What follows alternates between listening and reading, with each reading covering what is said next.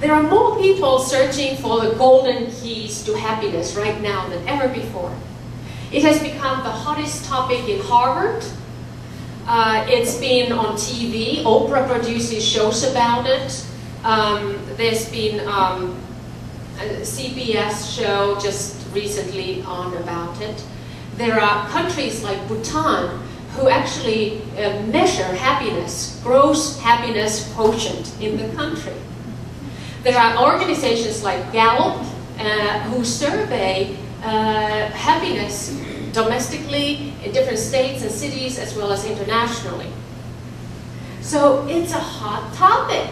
And it's interesting that this whole idea of positive psychology is so widely accepted right now while we are living in the most depressing times in some sense.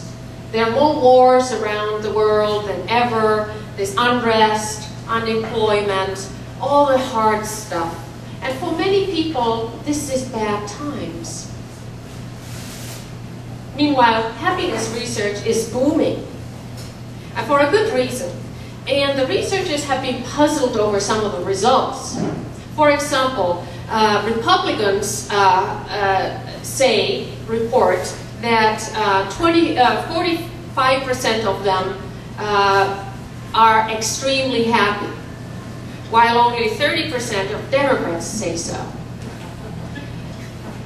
They also are puzzled about the reality that married people report to be more happy than singles are. But this is important. The results show that women today report being unhappier than they were in 1970s. So women are spending the same number of hours at work as they did in 1970, but most of that working time is now outside of home.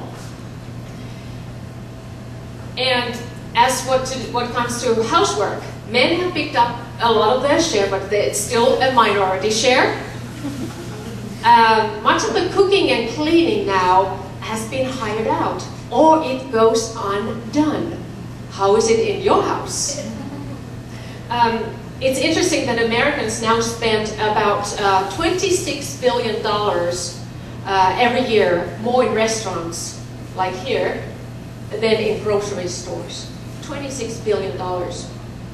So even so, men today report spending less of their time in stressful things or unpleasant activities than 40 years ago. But women, not so.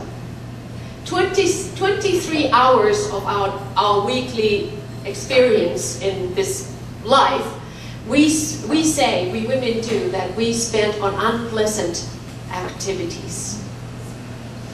And that means that we women were 40 years ago spending 40 minutes more in those unpleasant activities than men, and now it's 90 minutes more than men we do unpleasant activities. So that has an impact. So what is this gender-based happiness gap about? It's pretty complicated because men tend to see this question, are you happy, a yes or no question. For women, it's an essay question.